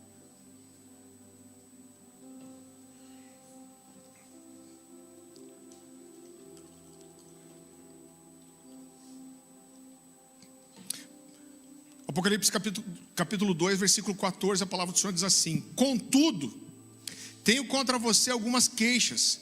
Você tolera em seu meio pessoas cujo ensino é semelhante ao de Balaão, que mostrou a Balaque como fazer o povo de Israel tropeçar. Ele os instigou a comer alimentos oferecidos a ídolos e a praticar a imoralidade sexual. Primeira coisa, você vê que esse texto ele não fala de um espírito de Balaão, mas ele fala da doutrina de Balaão. Então, quando a gente olha para a Bíblia, quem é Balaão, e aqui eu quero reforçar uma coisa que eu já construí antes com você, a gente vai perceber que Balaão não é um falso profeta, porque ele errou nas profecias. Pelo contrário, tudo que Balaão profetizou aconteceu. Quantas profecias Balaão errou? Nenhuma. Tudo que ele profetizou aconteceu, elas se cumpriram. A Bíblia fala que Balaão ouvia Deus, ele ouvia a voz de Deus e ele falava o que Deus falava. Então o problema desse falso profeta não era profetizar falso. O problema desse falso profeta era a conduta, era a doutrina errada. Eu quero que você leia um texto comigo, vá rapidamente comigo para Deuteronômio capítulo 13. De manhã a gente não teve tempo para passar por tudo isso. Deuteronômio capítulo 13, o Bartoseves que estava de manhã aqui, o Bartô, me mandou uma mensagem à tarde, falou: Farley, você estava pregando, eu lembrei desse texto. Eu falei: puxa, eu vou colocar isso na mensagem. Deuteronômio capítulo 13, a partir do versículo 1. Olha o que a palavra de Deus diz: surgirão entre vocês profetas, ou pessoas que têm sonhos sobre o futuro, e eles prometerão sinais ou milagres. Se os sinais ou os milagres preditos acontecerem, e essas pessoas disserem: venham, vamos adorar outros deuses, deuses que até então vocês não conheciam, não deem ouvidos às palavras deles. É um teste do Senhor, o seu Deus, para ver se vocês o amam de todo o coração e de toda a sua alma. Então o que esse texto está dizendo? Está dizendo: pode se levantar gente entre vocês que vão ter sonhos e palavras proféticas que vão se cumprir. Ele está dizendo: mas não sigam alguém só porque a profecia é assertiva. Vocês precisam olhar a doutrina dessas pessoas, a vida dessas pessoas, o que essas pessoas ensinam. O Bartoseves que me mandou, ele falou: olha, tem alguns estudiosos que acreditam até que quando isso foi escrito em Deuteronômio, tinha como referência apontar para aquilo que Balaão fez mesmo. Então se lembra que eu falei, um falso profeta, ele pode dar profecias reais, e um verdadeiro profeta pode errar. Então o que estabelece Balaão como um falso profeta? Não é a profecia dele não acontecer. A primeira coisa é a doutrina do falso profeta. Esse cara acaba ensinando coisas que são contrárias à palavra de Deus. Ele ensina coisas que induzem as pessoas a errar. É claro que isso vem sempre com um disfarce espiritual, né? Sempre quando eu falo sobre isso, eu dou um exemplo. Irmãos, para mim um dos caras perigosos hoje é o Caio Fábio ainda. Por quê? Porque esse cara é um monstro na Bíblia, ele conhece muito. Então alguém diz: mas você está julgando, vai condenar ele sempre pelo pecado. O problema não é ele ter caído com a secretária, se você não conhece a história. Esse cara pecou, adulterou com a secretária, foi embora com a secretária, viveu anos com essa secretária, nunca voltou para restaurar a família toda arrebentada, filha homossexual, e a vida inteira ele defende que ele está certo. Agora, por que ele é tão perigoso? Porque esses falsos mestres com falsa doutrina, o cara não vem ensinando tudo errado, esse cara ensina muita verdade e no meio tem um engano. Eu lembro que logo quando, não muito tempo depois que o Caio Fábio tinha caído, alguém me mandou um e-mail, se eu não me engano, e era uma carta de uma mãe que tinha uma filha que estava se formando em direito, e essa filha foi sequestrada em São Paulo, e esses bandidos violentaram ela, depois mataram ela e jogaram o carro no rio, e a mãe era crente. E a mãe mandou uma carta para o Caio Fábio dizendo: aonde está Deus em tudo isso? E eu lembro que eu li aquela carta, e o Caio Fábio faz uma defesa da fé ali, irmão, que é aquele tipo de coisa que você lê, você fala assim: eu nunca ia conseguir construir um negócio desse jeito, espetacular, você chora lendo. Agora o problema é que ele não ensina só coisas verdadeiras. Eu lembro que uma vez eu peguei um texto dele muito bom, e ele estava falando sobre a hipocrisia da igreja, e aí ele falava que a igreja espera líderes perfeitos, que a igreja não ama de verdade, que a igreja tem um monte de hipocrisia e falsidade. Só que assim, 98% do texto é verdade, é sensacional. Aí no meio tem um parágrafo assim que ele diz: a igreja é tão hipócrita que ela prefere ver o seu pastor casado e infeliz do que feliz num casamento novo. Então 98% de verdade e 2% de engano. Mas eu tenho certeza que nenhum de vocês ia tomar uma garrafa de água mineral perfeita com 2 gotinhas de água de esgoto. É isso que ele faz. Isso é um espírito de engano, né? Engana através da doutrina, ensina coisas que induzem ao erro, mas com uma roupagem de espiritualidade.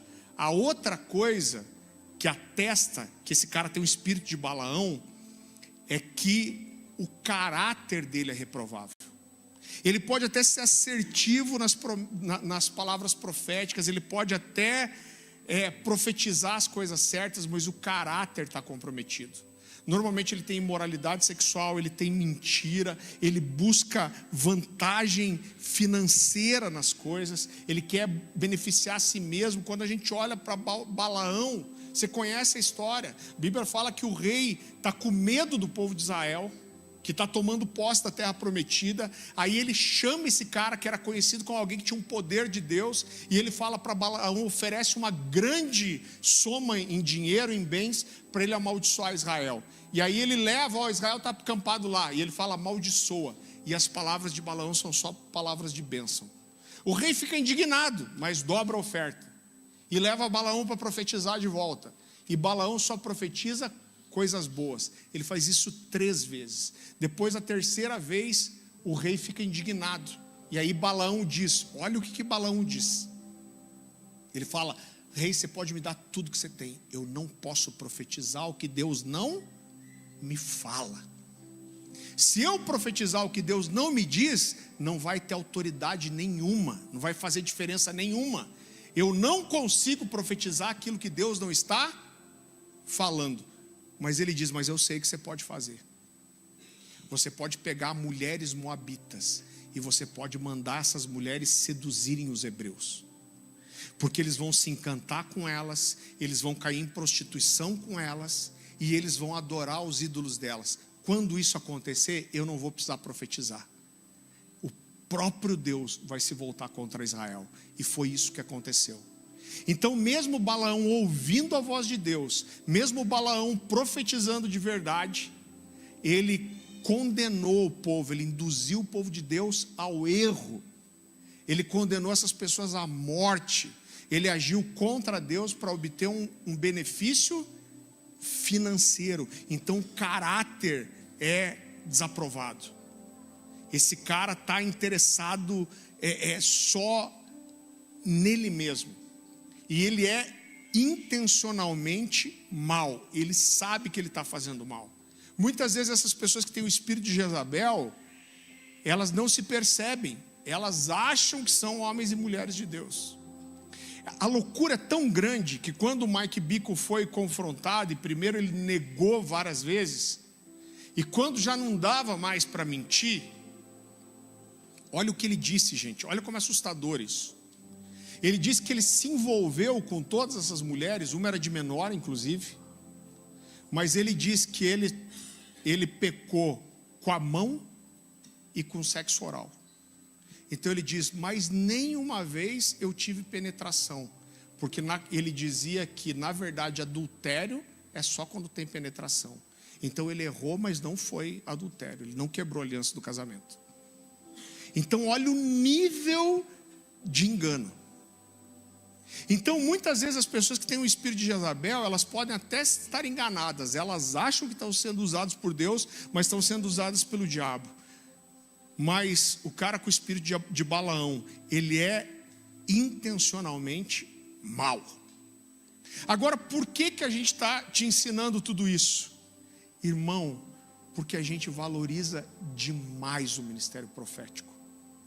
Porque a gente não quer nunca segurar o ministério profético aqui dentro. Então eu nunca quero segurar a profecia. Pelo contrário, eu quero que você aprenda a lidar com o profético. Eu lembro que a gente mudou faz 2 anos aqui, pouquinho mais de 2 anos, para uma casa térrea, mas a gente morava num triplex, a gente morou ali por 3 anos, e quando a gente mudou, o Caleb tinha 2 aninhos de idade e a Nicole era recém-nascida. Então as crianças cresceram ali. E a gente tinha 3 lances de escada, e muita gente aqui foi lá em casa, e o andar lá de baixo tinha um vão da escada bem grande, que passava as 3 crianças até de uma vez. Todo mundo que ia lá em casa ficava desesperado, falou: meu Deus do céu, mas vocês com criança, uma criança nunca passou por aqui, vocês não fecham essa escada? E querido, a gente nunca fez isso, e graças a Deus em 10 anos nenhuma criança caiu ali. Por quê? Porque a gente seguiu o seguinte raciocínio: se a gente fechar, colocar um portãozinho, 1 hora eles vão escapar e vão na escada. Então a gente preferiu ensinar eles a lidarem com a escada do que proibir de usar a escada. Então é o mesmo raciocínio que eu tenho para você. A gente nunca vai impedir o profético. Agora, quando você tem uma liberdade profética, irmão, vai ter profetada. Eu lembro que a gente conheceu um cara, na outra igreja, chamado Mário Bento. Esse cara, com 6 meses de conversão, ele se converteu num culto de jovens nosso. Com 6 meses de conversão, ele começou a profetizar. E queria 6 meses de conversão. E ele já profetizou, ele é um homem de Deus. E a gente ficou só por trás, aparando. Eu fui vendo as profecias, fui vendo que se cumpria, não se cumpria. Um dia, depois que ele estava bastante tempo já profetizando, ele chegou para mim e falou: ô pastor, eu queria falar com você. Eu falei: claro, Mário, senta aí. Ele falou: pastor, você sabe que eu já profetizei para você, mas eu não sei se você sabe, mas eu já profetizei para várias outras pessoas. Eu falei: claro que eu sei sim, você sabe, pastor. Eu falei: sei. Ele falou: e daí, pastor, tem dado certo? Eu falei: muitas sim e muitas não. Ele falou: você quer que eu pare de profetizar? Eu falei: não, cara, eu te dei essa liberdade intencionalmente, porque eu sei que você está aprendendo. Agora, o que eu falo é para as pessoas sempre trazerem a profecia para ser julgada. Você foi muito assertivo em umas coisas, em outras não. Você precisa voltar, ouvir das pessoas o que você acertou ou não. Mas eu quero que você cresça, eu quero que você tenha liberdade para fluir e aperfeiçoar seu dom. Então a gente está trabalhando aqui, queridos, não com a intensidade que a gente gostaria, mas um grupo profético na igreja 1 ano e meio mais ou menos. A nossa ideia era já em janeiro ter espalhado esse grupo.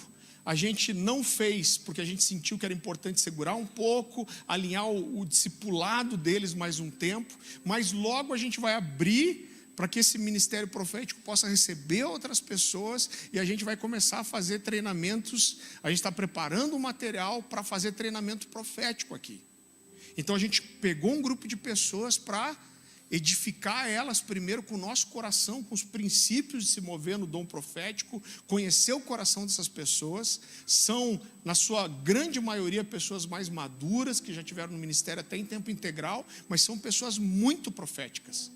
A gente trouxe esses dias aqui, todo mundo que vem, os homens de Deus, aí alguém deles profetiza. Irmão, eu fico com orgulho santo, preciso confessar para você. A gente trouxe o pessoal de Israel, poucas semanas atrás. O Ariel e a Vered vieram aqui. 2 pessoas desse time profético profetizaram. 3 pessoas foram profetizar para ela. Ela chegou para mim lá em casa depois e ela falou assim: pastor, algumas pessoas vieram profetizar e foram extremamente precisas. Falaram coisas da minha vida, do meu coração. Os judeus lá de Jerusalém, líderes da Ticum Global. Então, nós cremos na profecia, muito. A gente tem a sala de oração aqui sexta-feira à noite, e uma vez por mês, essa sala é profética. E o que a gente ensina? O cara pode nunca ter pisado aqui. Se ele entrar aqui para participar desse tempo, ele quiser liberar uma palavra para alguém, ele pode, desde que tem alguém junto para julgar a profecia. Então precisa ter ou uma liderança ou alguém do time profético para ouvir a profecia e julgar. Mas ele é de outra igreja, irmão, não tem problema. A gente não tem medo da profecia, a gente tem responsabilidade. né? Então, às vezes a gente vê em eventos. Outra coisa que a gente faz, às vezes em eventos você sabe que isso aqui lotado. Às vezes você vê alguém que você não sabe quem é e sai orando pelas pessoas. Se ele chegou com um grupo dele e ele vai orar pelas pessoas que vieram com ele, a gente deixa fluir. Agora, se ele vai orar por outros, aí a gente chega a conversar com ele. Por quê? Porque eu tenho uma responsabilidade sobre o que acontece aqui dentro. Mas se ele falar para a gente, mas eu tenho uma palavra para dar para alguém, eu falo, tudo bem, eu vou pegar um líder e vai com você para você profetizar. Nunca a gente vai manipular o seu ISO 9000. A gente quer que a profecia aconteça. Então eu não estou ensinando para você todas essas coisas porque a gente está com medo da profecia, pelo contrário. Eu quero dizer para você como Paulo, a gente quer, o meu desejo é que todos vocês profetizassem. A Bíblia vai dizer que o fundamento da igreja são apóstolos e profetas. E a gente crê nisso, nós somos uma comunidade profética. Provérbios 29:18 diz: não havendo profecia, o povo se corrompe. Eu gosto muito da versão NVI que diz assim: onde não há revelação divina, o povo se desvia, mas como é feliz aquele que obedece à lei. Irmão, quando a gente olha para a nossa história, muitas coisas que a gente fez não foi porque a gente entendeu, foi porque a gente ouviu a voz profética. A gente nesse ano foi para Israel e a gente se aproximou muito da liderança da Ticum Israel, você sabe disso. Eles vieram aqui, a gente foi para lá em julho, em janeiro eu estou voltando, eu falo toda semana com a liderança da Ticum em Israel. Sabe o que aconteceu? No ano passado, quando a gente fez o jejum de 40 dias, 3 pessoas diferentes vieram aqui. 2 foram da casa e uma veio de fora. E falou: Farley, Deus está conectando você e sua igreja com Israel. Irmão, nem eu sabia que ia para lá. Sabia que o Haroldo tinha vontade de fazer uma viagem um dia. O Haroldo falou: olha, qualquer momento, quando estiver melhor, quero levar vocês para Israel. Eu falei: vou orar então, Haroldo, porque meu dinheiro dá para eu ir só até registro ali por enquanto. Então, irmão, só que quando a gente recebeu a profecia, eu me movi, fui correndo comprar uma passagem para Israel? É claro que não, porque eu não movo a minha vida por profecia. Mas o que eu falei, eu não, se por um lado eu não me movo pela profecia, por outro lado eu não desprezo. Eu falei: opa, peraí, 3 pessoas diferentes falando a mesma coisa, eu preciso estar atento. Quando o Haroldo falou: Farley, eu vou fazer um grupo para lá e eu preciso que você esteja, eu falei: cara, tem alguma coisa de Deus aí. Então a gente fica atento. Muitas coisas que Deus faz conosco, irmão, não é porque eu tenho discernimento, é porque Deus usou profetas. E Deus usa a gente de fora. Sabe por quê? Porque ninguém tem tudo. Eu cresci num tempo quando eu era adolescente, que o cara achava que se ele tinha um ministério profético, ele tinha todos os 9 dons do Espírito, ele tinha os 5 ministérios. Irmão, bobagem, sabe por quê? Porque ninguém tem tudo. A gente nunca vai ser uma igreja que tem tudo. Deus criou o corpo de forma que a gente dependa uns dos outros. Por isso a gente tem sempre tantos ministérios e amigos ministrando aqui. Porque a gente pode ser muito bons em algumas coisas, mas a gente vai ser muito ruins em outras. E é maravilhoso quando a gente consegue reconhecer outras igrejas, outros pastores, outros ministérios que têm depósito muito maior que o nosso em coisas que a gente está engatinhando. E o que a gente faz? A gente reconhece, a gente honra e a gente recebe dessas pessoas. Então nunca, quando vier alguém aqui e falar: eu tenho uma palavra de Deus para você. Cara, algumas semanas atrás veio um garoto aqui, lá do Rio de Janeiro. Ele veio numa data errada para um evento. E ele falou: eu acho que Deus me falou alguma coisa a seu respeito, pastor. Um garoto falou: posso orar com você? Eu falei: claro que pode. Um garoto de uns 20 e poucos anos. Ele foi extremamente assertivo. Eu até lembrei o que foi. A gente estava aqui com o pessoal de Israel, e essa conexão com Israel crescendo, eu dobrei o joelho aqui e falei: Deus, eu fico meio tonto com essas coisas. Eu falei: Deus, a gente tinha uma igrejinha aqui em Curitiba. Eu falei: o que Eu acho que está me subindo para a cabeça achar que a gente pode construir alguma coisa em relação a Israel.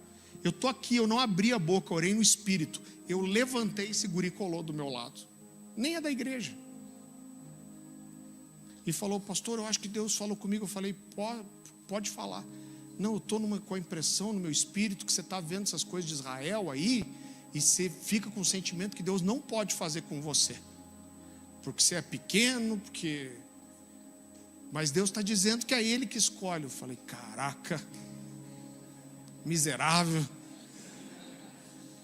metidinho, sem vergonha. Irmão, eu peguei e honrei ele. Eu falei, cara, eu acabei de orar isso.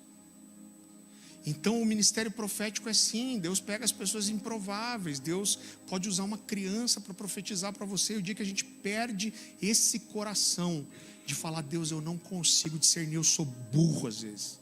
Às vezes o Senhor está querendo me mostrar e eu tenho um coração duro, insistente. E aí eu preciso do quê? Eu preciso de outros homens de Deus. Eu preciso de outras pessoas de Deus. Eu preciso da pessoa mais simples daqui da igreja para falar comigo. Eu preciso de um garoto de 22 anos que veio de uma igreja que eu nem sei onde que é, para dizer assim, é Deus falando com você através da minha vida. E eu preciso ter esse coração de Deus fala comigo. Use esse moleque para falar comigo. Eu preciso saber que eu dependo da voz de Deus. Eu quero que você leia um texto comigo. E eu estou encerrando com isso. Primeira epístola de Paulo aos Tessalonicenses, capítulo 5.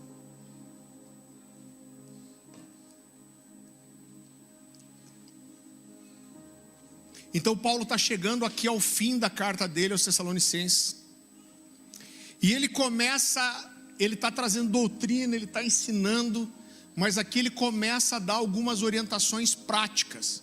Ele está dizendo, sejam assim, façam isso. Ele está sendo prático. Então vamos lá, 1 Tessalonicenses capítulo 5, versículo 12.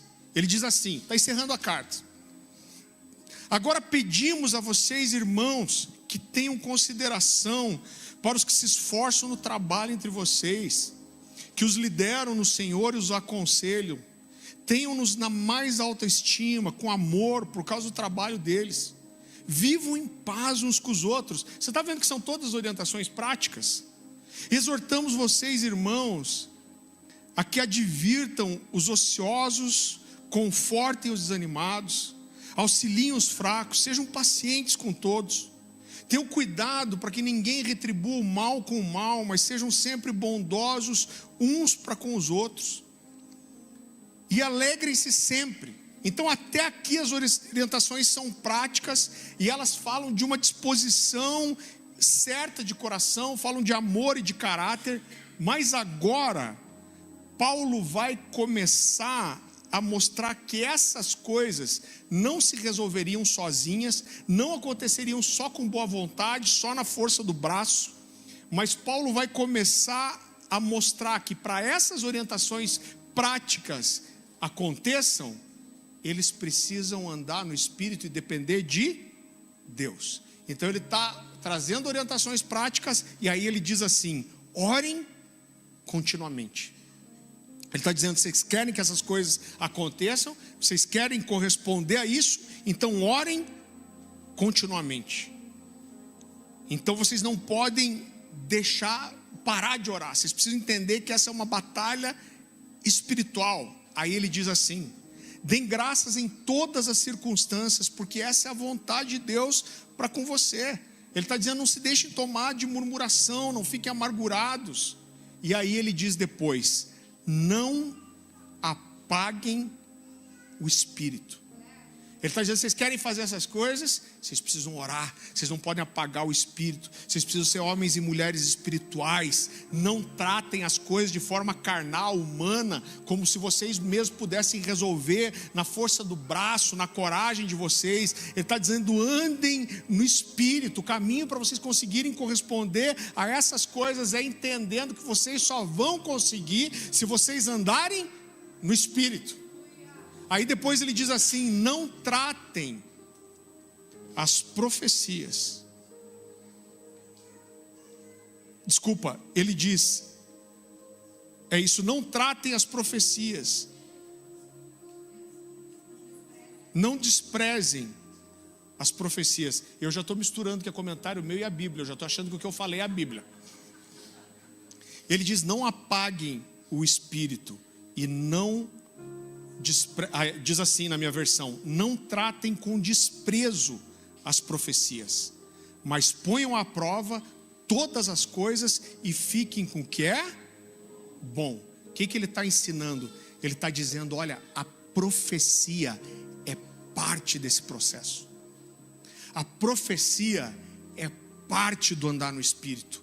A profecia é parte de ser um homem espiritual. O que ele está dizendo é, vocês precisam entender que vocês precisam ser dependentes de ouvir a voz de Deus. Vocês precisam se mover de forma sobrenatural. Vocês precisam depender de Deus, da direção de Deus. Não apaguem o espírito e nem desprezem a profecia, mas julguem todas as coisas e retenham o que é bom. Irmão, quando as pessoas... A gente vive algo muito sobrenatural aqui na igreja. A gente é uma igreja nova. A gente tem pastores já de tempo integral. Temos hoje 3 casais de pastores, né, um bivocacionado. Já tivemos 3 famílias em tempo integral. A gente começou a igreja aqui. A gente vive coisas incríveis em Deus. Aí quando algumas pessoas me perguntam assim, pastor, qual que é o seu grande desafio como igreja? Eu sempre digo a mesma coisa, é a verdade do meu coração. Eu falo, cara, sabe qual é o meu desafio? O meu desafio é continuar ouvindo a Deus. Porque o que a gente fez aqui, a gente fez porque a gente conseguiu ouvir a Deus. Porque eu olho para trás, irmão, a gente nunca ia conseguir ter acertado as coisas que a gente acertou. A gente só acertou porque a gente conseguiu ouvir Jesus em algum momento. E eu tenho certeza que o dia que a gente parar de ouvir, as coisas vão parar de acontecer. Então o meu clamor, o meu desespero é, Deus, a gente precisa continuar te ouvindo. Por isso a gente precisa ser uma igreja que ora, a gente é uma igreja que jejua, a gente é uma igreja que todo ano faz um período de 40 dias de jejum. A gente fecha a igreja, nada funciona de dia, mas a gente abre a igreja das 8 da noite às 2 da manhã por 40 dias, sem falhar, para oração. Por quê? Porque se nós formos por nós mesmos, a gente vai errar. A gente precisa ouvir Deus. E Deus pode usar uma criança, um garoto de 20 anos, a senhorinha que mal aparece no culto. Deus vai falar também com o presbitério, vai falar com o time profético. Mas uma coisa que eu tenho para dizer para vocês é, nós cremos na profecia. Nós não desprezamos a profecia. Nós amamos o ministério profético. A gente sempre vai incentivar para que a profecia aconteça aqui. O desejo do meu coração é que todos vocês se movam no profético. Apesar de eu entender que nem todo mundo vai ter a comissão profética, mas todo mundo pode profetizar sim. Por quê? Porque o nosso Deus é um Deus que fala. Várias vezes quando Deus vai fazer apologia de si mesmo, Ele fala, eu não sou como os outros deuses, que têm ouvidos e não ouvem, olhos e não veem e boca e não fala. Ele diz, eu sou um Deus que fala. E se o nosso Deus é um Deus que fala, a gente precisa ouvir. Você recebe essa palavra? Baixe sua cabeça, feche seus olhos. Senhor meu Deus, nós te agradecemos por essa palavra, Senhor. Eu quero aqui, como autoridade sobre essa casa, em unidade com o presbitério, eu quero pedir que o Senhor nos ajude, que nós nunca travemos, Pai, o ministério profético nessa casa. Eu quero dizer aqui que nós somos intencionalmente uma família profética, Deus. Que nós somos uma casa profética. Que nós cremos na profecia. Que nós entendemos que nós precisamos ouvir sua voz. Que nós sabemos que nós erramos. Que nós sabemos que se nós não tivermos o nosso coração sensível, contrito, constrangido, para dizer: Deus, a gente não sabe fazer sem você. Se você não falar, se a sua voz não vier, nós vamos nos corromper, nós vamos nos perder, nós vamos nos enganar, nós vamos errar o caminho. Nós clamamos ao Senhor que o espírito da profecia seja vivo no nosso meio, que o espírito da profecia seja vivo, ativo, presente, livre no nosso meio. Nós não queremos dominar a profecia, nós queremos nos sujeitar ao Espírito Santo. Espírito Santo, aqui a voz é sua, a casa é sua. É o Senhor que nós queremos ouvir, é o Senhor que nós nos submetemos. Como Ivan Roberts orou um dia, nós repetimos a oração dele e nós dizemos: Espírito Santo, dobra-nos, Espírito Santo, vença-nos. Espírito Santo, nós não sabemos, nós não conhecemos, nós não discernimos, nós precisamos da sua voz e da sua direção sempre, sempre. Fala conosco, que o Senhor encontre nessa casa um lugar onde o teu Espírito possa falar com liberdade. Senhor, congrega aqui os profetas, toca essa cidade, a região metropolitana, outros lugares, que aqueles que o Senhor escolheu para estarem no nosso meio, como uma voz profética de uma casa, que o Senhor traga essas pessoas para cá, congregue essas pessoas para cá, traga para cá os profetas que precisam ser curados, ensinados, edificados, confrontados, Senhor. Faz de nós uma ramá, Senhor, para guardar e proteger o espírito de Davi, Senhor, o espírito da profecia. Faz de nós essa casa profética, porque nós reconhecemos a importância e declaramos a nossa dependência, a nossa total dependência da sua voz e da sua direção, em nome de Jesus, amém. Amém, querido? Glória a Deus. Que você tenha uma semana abençoada, que o Espírito de Deus possa falar com você, que você seja provocado a ouvir a voz de Deus e colocar isso para fora, que o amor de Deus, a graça de Jesus, a comunhão do Espírito Santo seja com você, com a sua casa, que aonde você pisar seus pés, você possa transbordar desse bom depósito. E esquecendo, se você quiser estudar mais sobre isso, tem 2 livros incríveis aqui, do nosso amigo, um amigo dessa casa, um amigo pessoal nosso, o Fábio Coelho, agora ele está internacional, reverendo Fábio Rabbit, Falsos Profetas e Derramarei do Meu Espírito, falando muito sobre comunidades proféticas. Tem ali, você pode adquirir esse material, vai te abençoar muito. Deus te abençoe.